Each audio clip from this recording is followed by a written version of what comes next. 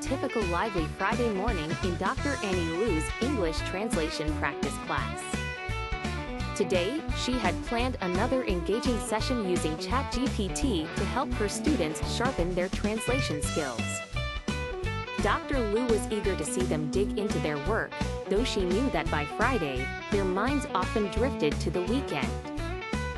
"All right, class," Dr. Liu announced. "Today, we'll be practicing how to adjust ChatGPT's translations to better fit the context. Just remember, ChatGPT's first suggestion might not always be accurate. You'll need to tweak it to make sure it sounds natural."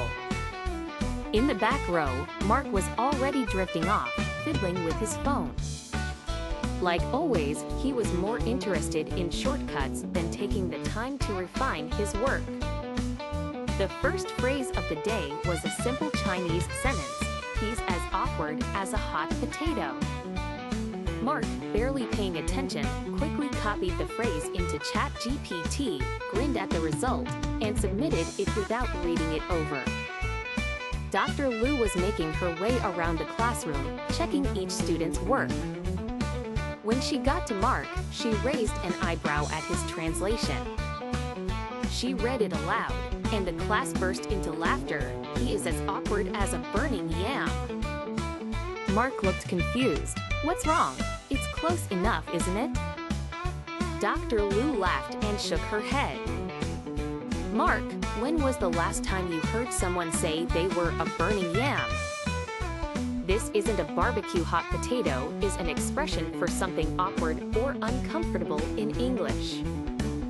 The class chuckled as Dr. Liu continued. "It's a good example of why we can't take ChatGPT's suggestions at face value. While hot potato and burning yam might be similar in a literal sense, only one of them actually makes sense as an idiom in English." Mark chuckled sheepishly, realizing his mistake. "I guess I should have double-checked before hitting submit."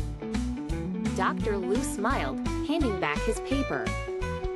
"Exactly. ChatGPT is a fantastic tool, but it still needs you to decide what sounds natural. Remember, it's not just about the words, it's about the meaning and how it's expressed."